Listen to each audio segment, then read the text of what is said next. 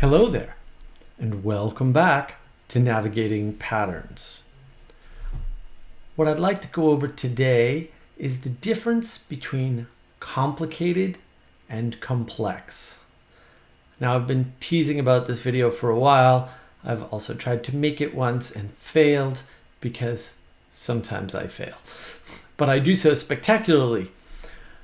So in order to do this, we're going to have to define complicated, we're going to have to define complex, and then we're going to have to talk about some examples and see if we can sort of get to the bottom of the difference between complicated and complex, why it matters, and what we're going to use this for, or what we have used this for in past videos, what we're going to be using this for in future videos.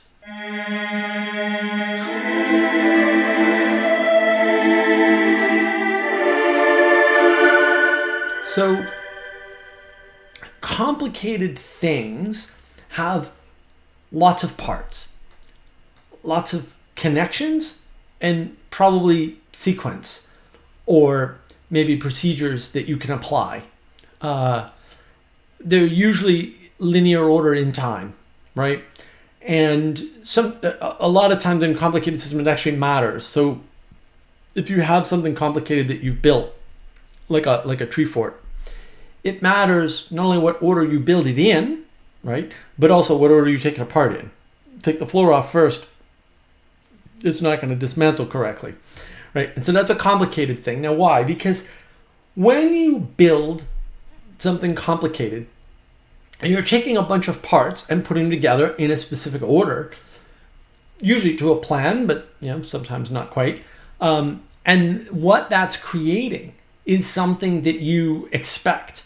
And then all of those parts have a value in the system that you can understand easily. And usually, because the relationships tend to be linear, right, in these complicated systems, not always, but almost always, I would say, you can understand the implication of moving, changing, or withdrawing that from the system.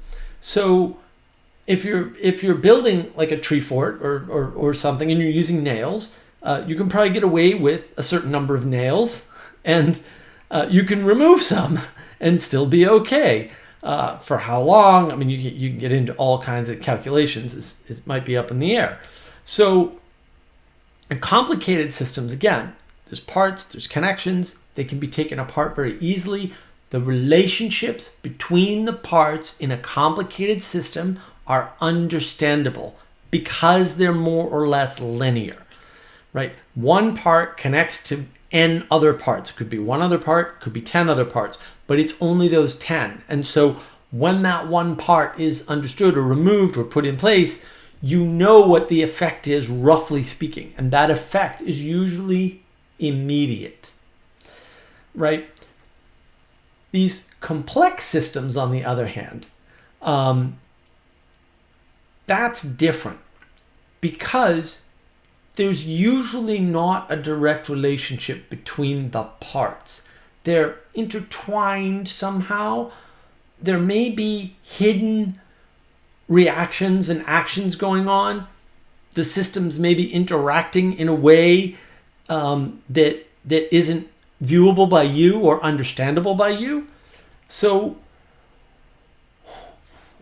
all of these parts in a complex system are so multi-connected and so interdependent that changing one of them actually alters most of the others, or at least enough key pieces that it has an outsized impact.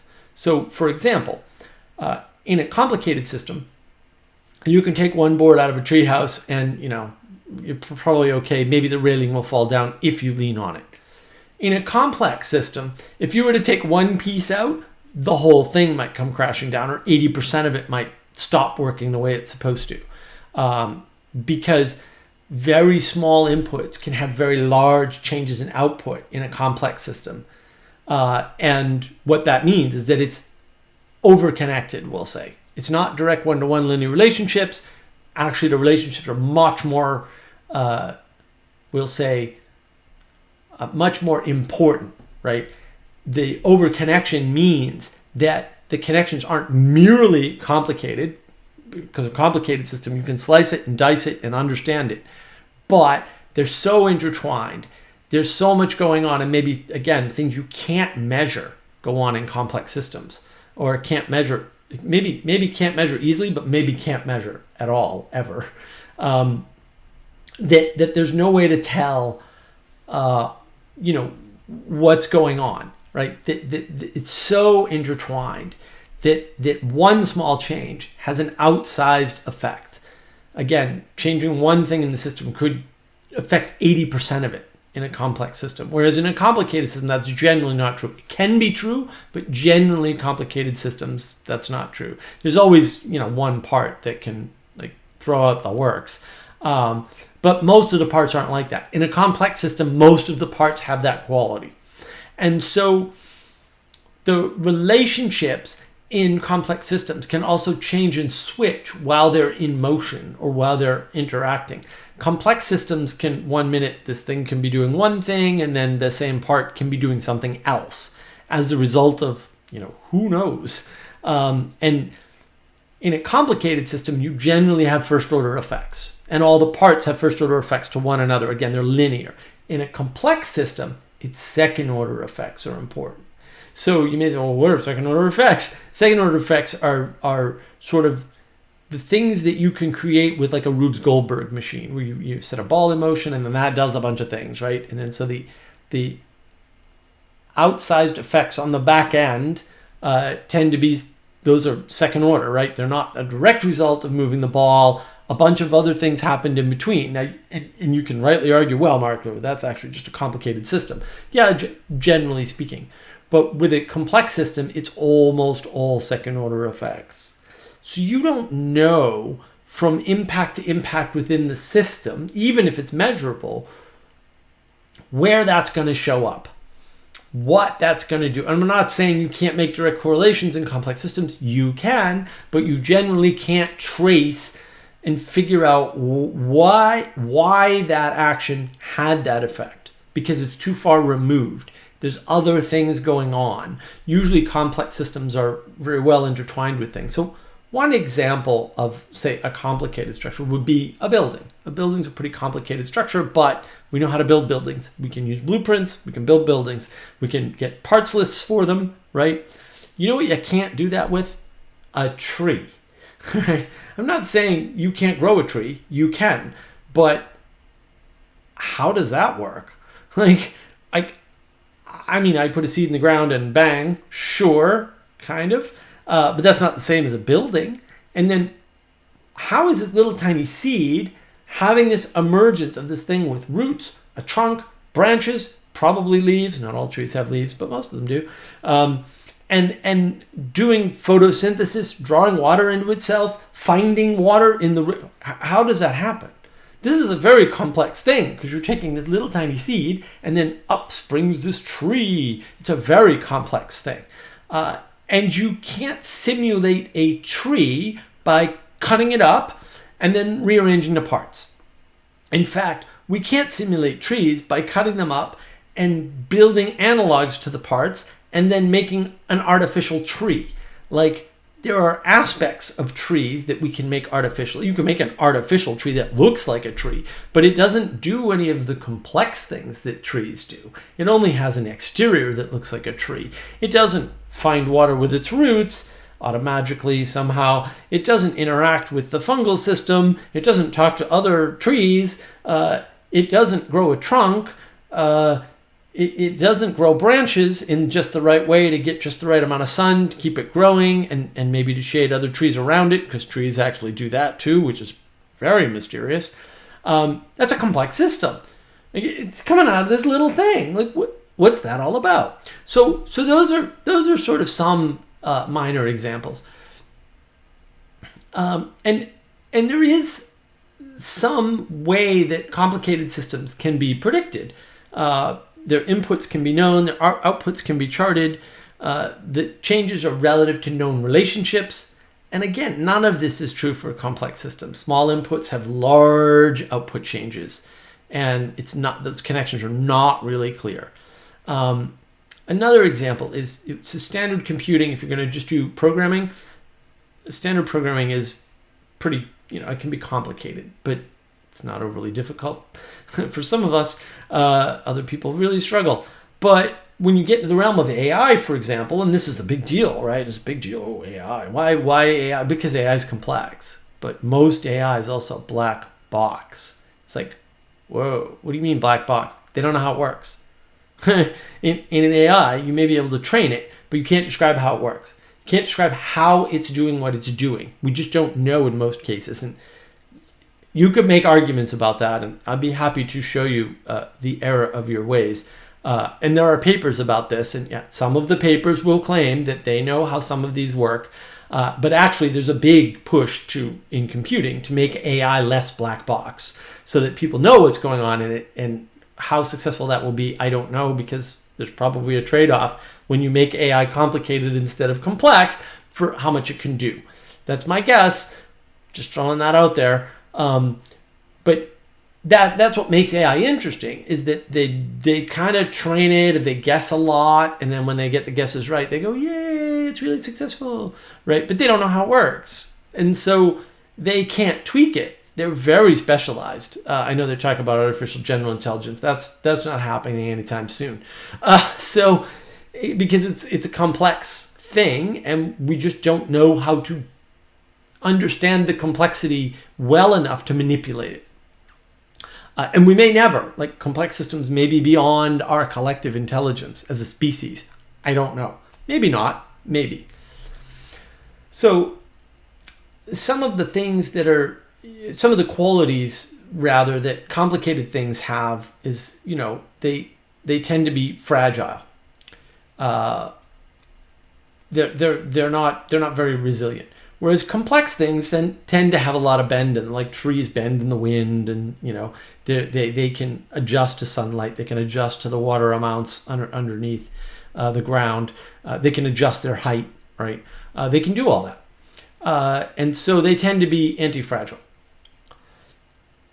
And again, there's a way in which complicated things can become complex, but I think that requires an emergence. And then when that emergence happens, the nature of the relationships change such that they become nonlinear, and things become complex because of overconnection. That's sort of the best term I have for it. And I think that's where we get confused, right? So you have a friendship with somebody, and then something happens, it gets complicated, right? But then when you're in a relationship with somebody, well, that's complex. Like, relationships are just like, what? Because there's so much going on between two people. There's so much connectedness involved in that. And when you're in a relationship with somebody, they start out simple.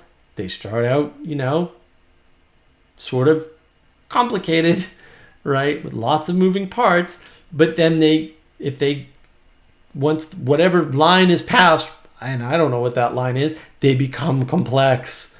They really do. And sometimes we misuse. We say, oh, it's complicated. But what we really mean is it's complex. And complexity is usually beyond our immediate understanding, right? And again, it may be beyond any possible understanding to some extent.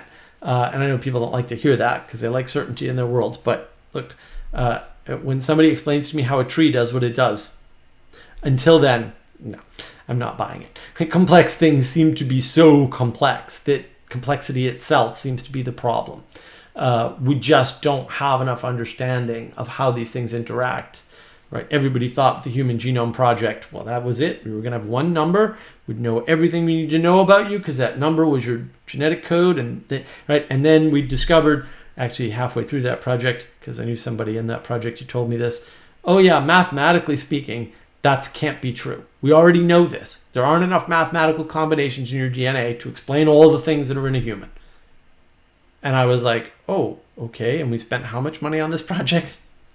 It was a good project, not complaining, just saying. They thought they were going to get one thing and they didn't get it. And then we discover epigenetics. It's like, oh, and then epigenetics is ridiculously huge, and at least is some reasonable explanation for why everything in genetics is maybe 20 to 30% likelihood and not 80% likelihood for most things. So that's an example of something that looks complicated. DNA is very complicated, but we can slice it, we can dice it, we can totally figure it out. And then it turns out that the system that DNA is embedded in may be complicated, but the rest of the system's complex. And a small change in the DNA may or may not have an effect based on your epigenetics. It's like, oh, very depressing.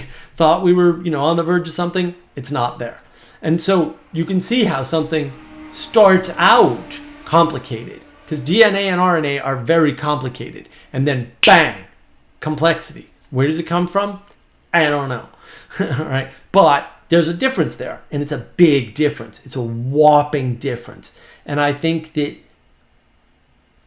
we get confused between complicated and complex. Complicated things are things we could understand, maybe given enough data. And most complicated things are understood. Like I said, building a skyscraper, very complicated, but we know how to do it. We can do it reliably over and over again.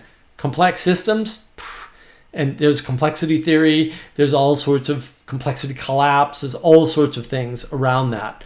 And again, they do tend to be more resilient, anti-fragile, if you will, to use a Nassim Taleb term.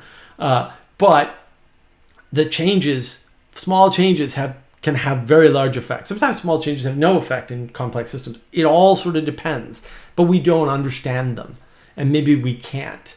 And it's a good lesson to sort of realize, well, there's things that we can't understand potentially in the world. And that's good, because if we did, it would take all the mystery out of everything. And sometimes I don't